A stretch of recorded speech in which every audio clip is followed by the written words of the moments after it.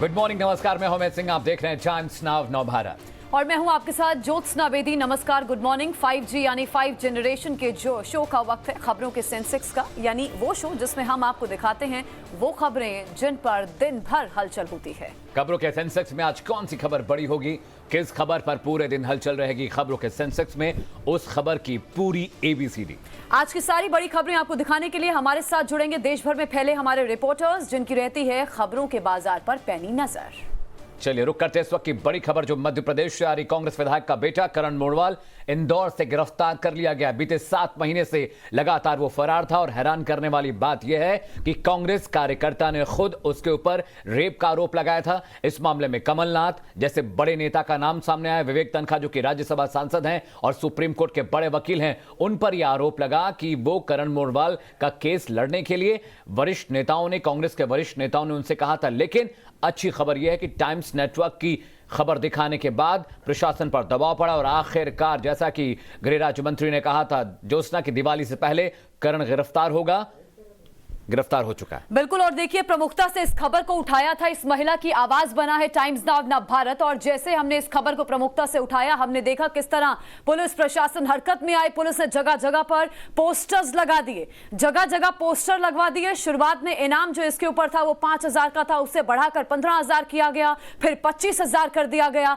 करण मोरवाल अब गिरफ्तार हो गया है। टाइम्स नाउ नव भारत की खबर का बड़ा असर, कई महीनों से यह फरार चल रहा था। लगातार पुलिस को इसने छकाने की कोशिश की है। और जब इनके पिताजी जो कि कांग्रेस पार्टी से विधायक हैं, इनसे सवाल पूछा गया तो इन्होंने सोमवार तक की मोहलत मांगी थी। आज मंगलवार का दिन है। आज देखिए पुलिस ने इसकी गिरफ्तारी कर ली है। 6 महीने तक ये छकाता रहा और अब ये पुलिस की गिरफ्त में है। जी हां, बड़नगर से कांग्रेस विधायक मुरली मेघवाल का बेटा है। इसको इंदौर के मक्सी इलाके से गिरफ्तार किया गया। और सबसे बड़ी बात यह रही कि टाइम्स नेटवर्क ने इस खबर को प्रमुखता से दिखाया, प्रशासन पर दबाव पड़ा, जिसके बाद शहर भर में पोस्टर लगाए गए, इनाम की राशि बढ़ा दी गई। अब लगातार प्रशासन के दबाव के बाद करण मोरवाल गिरफ्तार हुआ है। कांग्रेस की युवा कार्यकर्ता थे जिन्होंने इन पर रेप का आरोप लगाया था। दिग्विजय सिंह, कमलनाथ सरीखे नेताओं का नाम इसमें सामने आया। विवेक तनखा का एक ऑडियो टाइम्स नेटवर्क ने दिखाया था, जिसमें विवेक तनखा ये कहते सुनाई दे रहे थे कि कमलनाथ और दिग्विजय सिंह ने कहा है कि करण मोरवाल का केस लड़े। हालांकि टाइम्स नाउ नव भारत उस ऑडियो की पुष्टि नहीं करता, लेकिन अच्छी खबर यह है कि महिला को न्याय मिला है। अब गिरफ्तारी के बाद कार्रवाई आगे बढ़ेगी।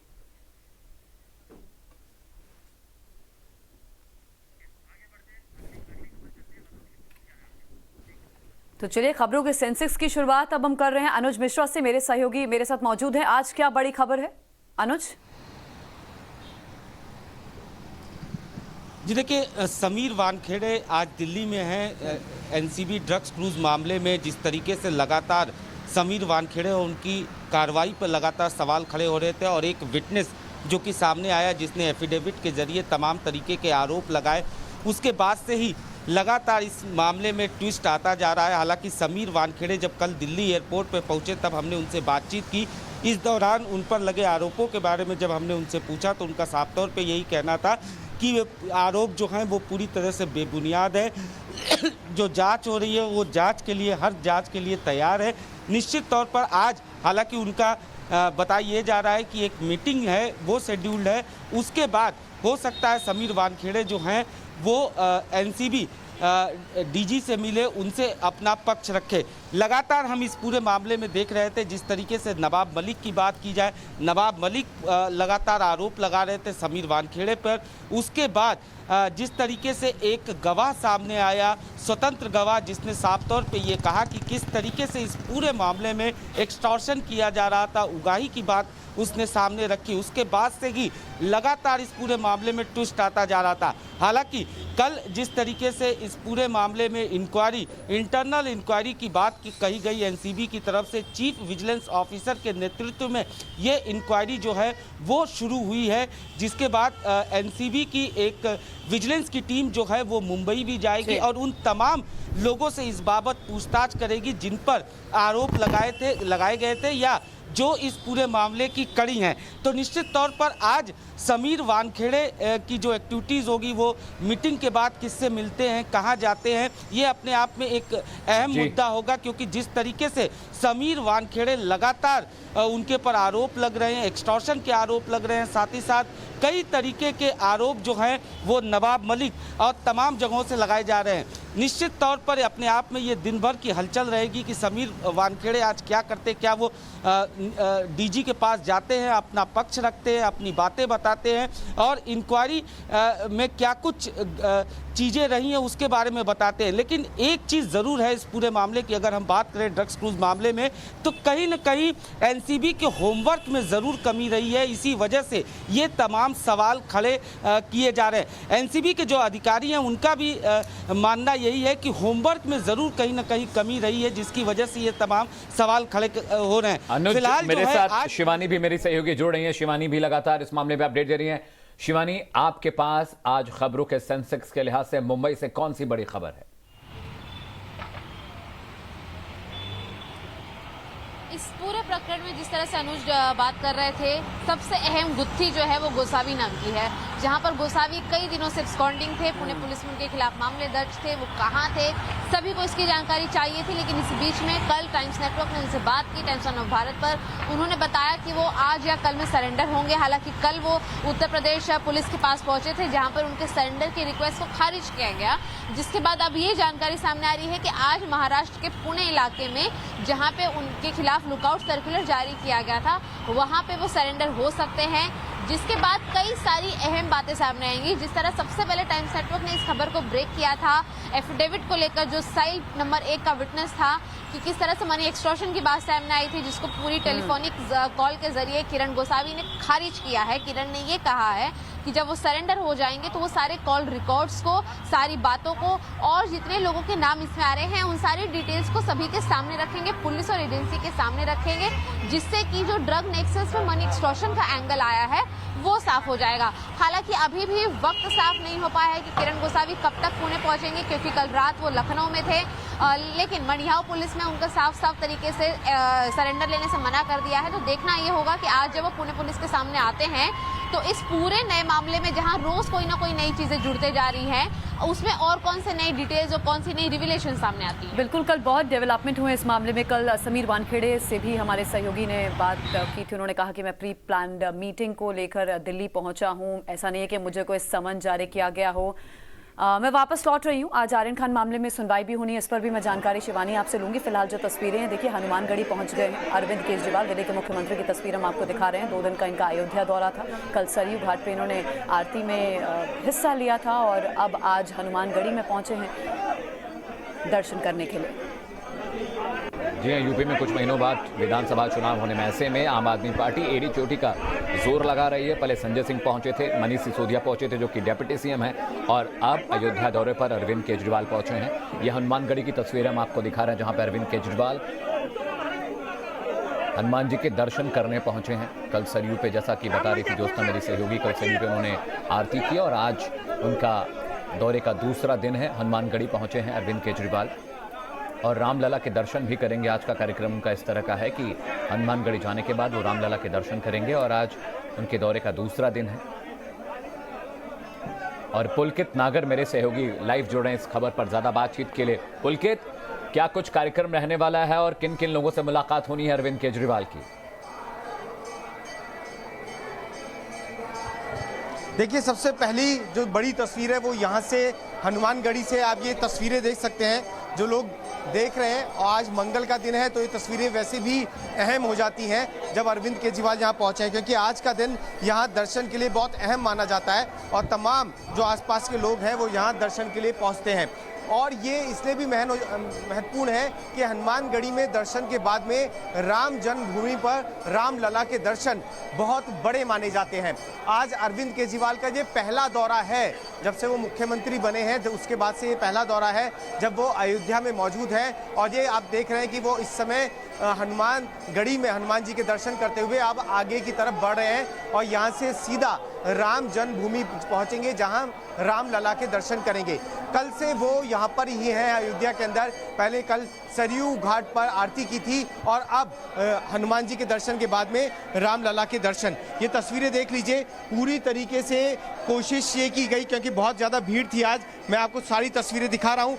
कोशिश ये थी कि जब अरविंद केजरीवाल जहाँ पहुँचे तो आसानी से हो जाए। ये देखिए अब वो दर्शन कर बाहर निकल रहे हैं और ये मंदिर से ठीक बाहर की तस्वीरें हैं जो हम आपको दिखा रहे हैं। अरविंद केजरीवाल हमेशा आपको अपने आप को हनुमान भक्त बताते रहे हैं। देखिए संजय सिंह साथ में हैं अरविंद केजरीवाल के, और ये दोनों के दोनों अभी यहाँ पहुँचे हैं। ये आप सीधी तस्वीरें देख रहे हैं हनुमानगढ़ी से। कल सरयू किनारे आरती के बाद आज हनुमानगढ़ी दर्शन और उसके बाद में रामलला के दर्शन, राम जन्मभूमि जाकर। ये जो तस्वीरें हैं इसलिए भी अहम हो जाती हैं। देखिए अभी आप पूजा करेंगे, यहाँ पर पूजा का इंतजाम किया गया है। अब आप ये देख रहे हैं तस्वीरें कि पूजा के बाद में यहाँ से आगे बढ़ेंगे रामलला के दर्शन करने के लिए। अरविंद केजरीवाल ने हमेशा अपने आप को हनुमान जी से जोड़ा है, आपको याद होगा। हालांकि बीजेपी इसे सियासी दौरा बता रही है, सियासत से जोड़कर बता रही है कि अरविंद केजरीवाल यूपी में क्योंकि चुनाव लड़ने जा रही है आम आदमी पार्टी, इसलिए यहाँ पहुँच रहे हैं। लेकिन आम आदमी पार्टी इसे आस्था से जोड़कर बता रही है कि उनकी आस्था हनुमान जी में, राम जी में बहुत ज़्यादा है। यही वजह है कि उनका ये दौरा उनके लिए महत्वपूर्ण हो जाता है।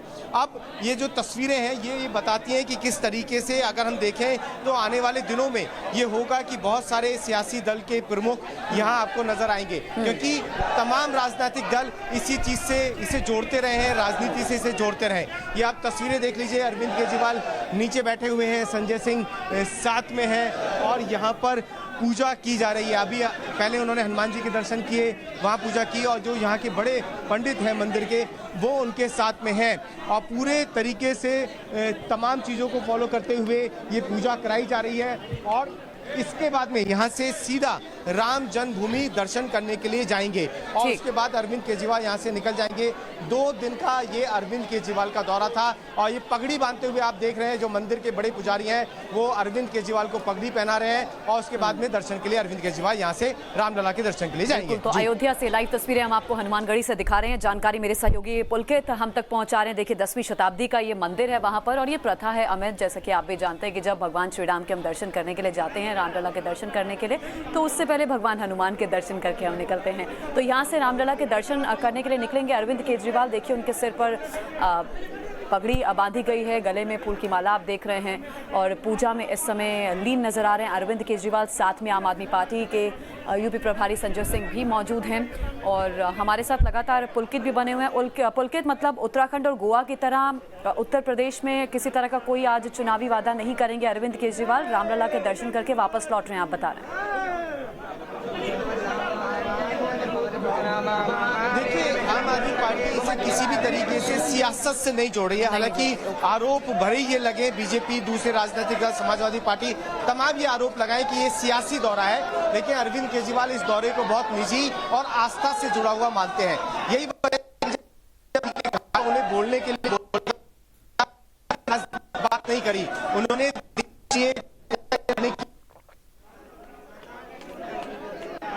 तो बड़ी खबर यह है, बड़ी तस्वीर यह है कि दिल्ली के मुख्यमंत्री अरविंद केजरीवाल अयोध्या दौरे पर हैं। 2 दिनों का उनका दौरा था। अभी इस वक्त जो तस्वीरें आप देख रहे हैं वो हनुमानगढ़ी अयोध्या से हम आपको लाइव तस्वीरें दिखा रहे हैं। अरविंद केजरीवाल पहुंचे हैं हनुमानगढ़ी दर्शन के लिए, श्री हनुमान के दर्शन करेंगे, इसके बाद वो रामलला के दर्शन के लिए जाएंगे। हालांकि आम आदमी पार्टी इसे सियासी दौरा नहीं बता रही है, लेकिन विपक्ष का आरोप है चूंकि आम आदमी पार्टी यूपी में चुनाव लड़ने जा रही है बड़ी सीटों पर, ऐसे में ये दौरे राजनीतिक हैं और इनका मोटिव राजनीतिक बताया जा रहा है। मेरे सहयोगी लगातार पुलकित नागर हर एक तस्वीर, हर एक खबर पर अपडेट हमें दे रहे हैं। इससे पहले संजय सिंह और मनीष सिसोदिया पहुंचे थे। हालांकि आम आदमी पार्टी ये वही पार्टी है जिसने कहा था कि मंदिर मस्जिद बनाने से बेहतर है अस्पताल बना दिए जाएं, लेकिन जैसे ही यूपी में चुनावी मौसम आया जोस्ना, राग और सुर बदल गए। अब अरविंद केजरीवाल, सिसोदिया और संजय सिंह कहते हैं कि राम राज्य आना चाहिए, राम से बेहतर किसी ने राज्य नहीं चलाया, तो राम के पद चिन्हों पर चलकर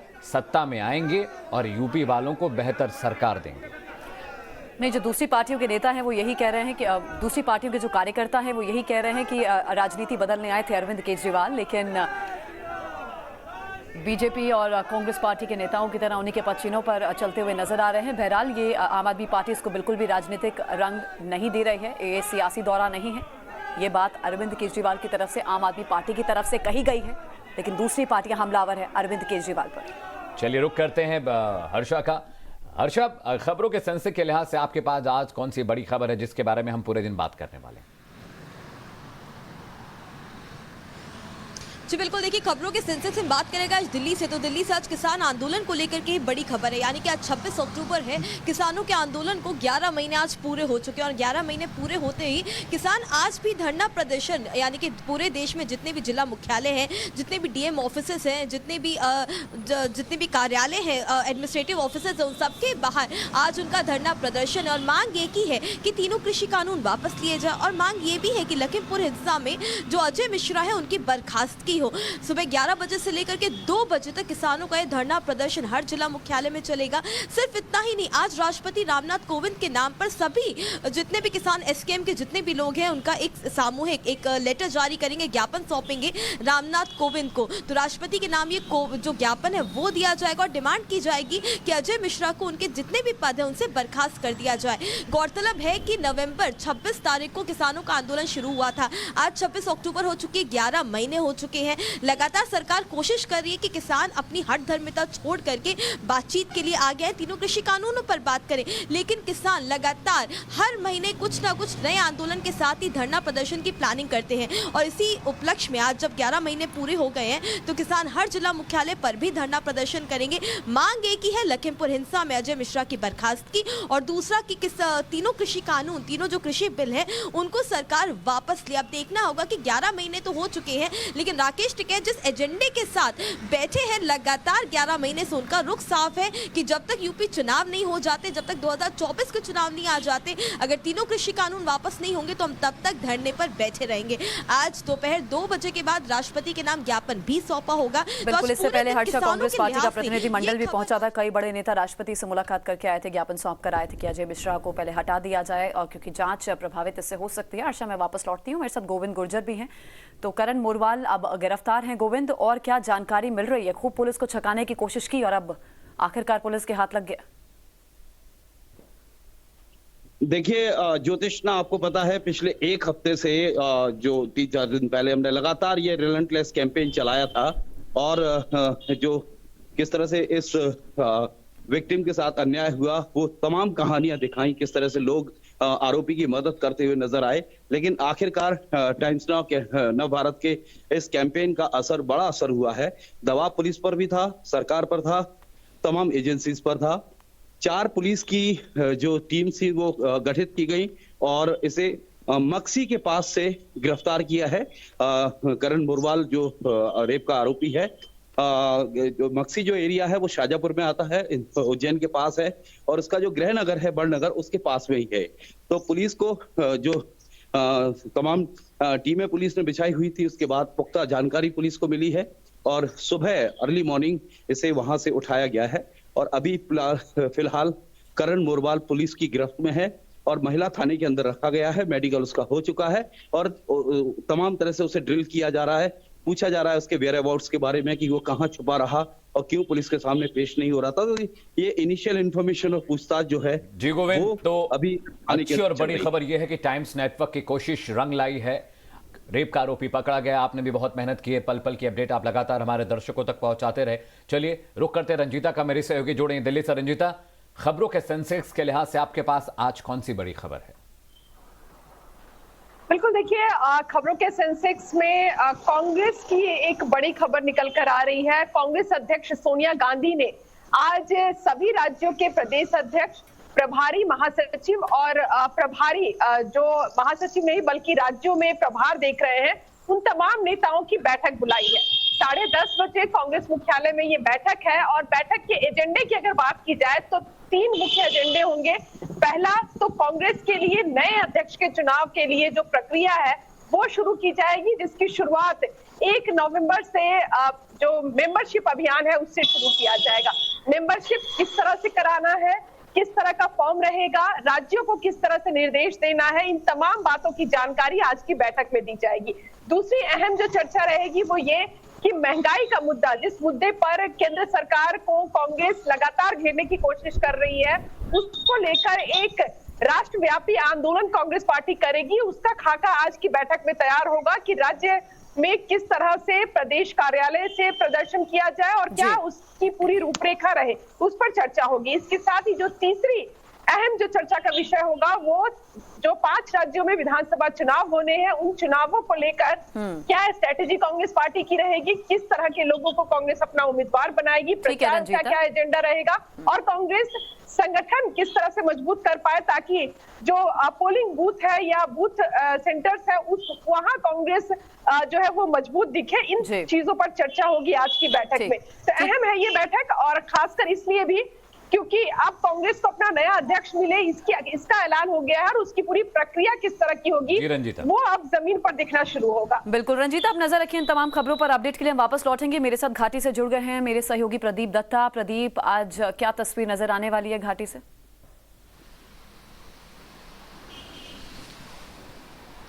देखिए ज्योत्सना, पिछले 3 दिन से सबकी नजर गृह मंत्री अमित शाह के जम्मू कश्मीर दौरे पर है और आज सुबह वो लेथपुरा इलाके में श्रद्धांजलि देने गए थे उन सीआरपीएफ के जवानों को जिन्होंने 2019 में शहादत पाई थी। एक कायराना हमला किया गया था पाकिस्तान की तरफ से, पुलवामा बॉम्बिंग के नाम से जो जाना जाता है, और वहाँ पे हमारे 40 जवान शहीद हुए थे, तो वहाँ पे उन्होंने श्रद्धांजलि दी है। और उसके साथ साथ हमने देखा है कि कल उनके साथ डिनर भी किया सीआरपीएफ के जवानों के साथ, लेथपुरा में रात भी बिताई। बहुत बड़ा पैगाम दिया है। पैगाम ये दिया है कि देशवासी और पूरा देश हमारे इन भारत के वीर जवानों के साथ खड़ा है, चाहे कोई भी मुश्किल की घड़ी हो। और दूसरा ये पैगाम कि जहां त्योहार के मौसम में ये परिवार से दूर है या अकेलापन न महसूस करें, गृह मंत्री खुद दिल्ली से चल के इनके पास आते हैं, रात बिताते हैं और इनका मनोबल बढ़ाते हैं। तीसरा पैगाम उन सबूत गैंग को है जो अक्सर सबूत मांगती रहती है। क्या हुआ था पुलवामा अटैक के बाद भी देखा कई किस्म की अटकलें अपोजिशन पार्टी की तरफ से लगाई गई हैं और उनको भी एक करारा तमाचा दिया कि आप सबूत ना मांगा। बिल्कुल प्रदीप, अमित शाह का ये दौरा बेहद अहम था। जवानों का मोराल बढ़ाना जरूरी है। जिस तरह की घटनाएं घाटी में बीते कुछ वक्त से हो रही हैं वो चिंता का सबब हैं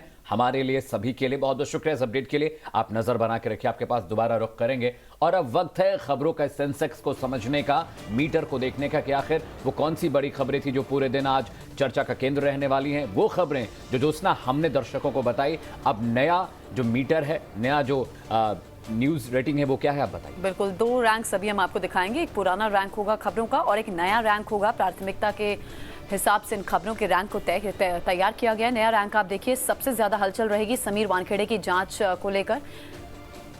ये दूसरे नंबर पर खबर रहने वाली है। रेप का आरोपी करण मोरवाल जो गिरफ्तार हुआ है इंदौर से सबसे पहले इस पर नजर रहेगी। अब आगे कैसे कार्रवाई आगे बढ़ती है, समीर वानखेड़े की जांच, आर्यन को बेल या फिर जेल, ये भी नजर रहने वाली है कोर्ट पर। कांग्रेस नेताओं की आज अहम बैठक होने वाली है, क्या फैसले होंगे ये देखने वाली बात होगी। वहीं किसान संगठनों का प्रदर्शन लगातार जारी है और आज जानकारी ये है राष्ट्रपति के नाम ज्ञापन भी एसकेएम यानी कि संयुक्त किसान मोर्चा सौंपने वाला है। तो 5 बड़ी खबरों की रैंकिंग आपने देख ली। इन तमाम बड़ी खबरों पर टाइम्स नाउ भारत की पूरे दिन नजर रहने वाली है। एक छोटा सा ब्रेक लेते हैं, मैं और ज्योत्सना तुरंत लौटते हैं, कहीं जाएगा नहीं।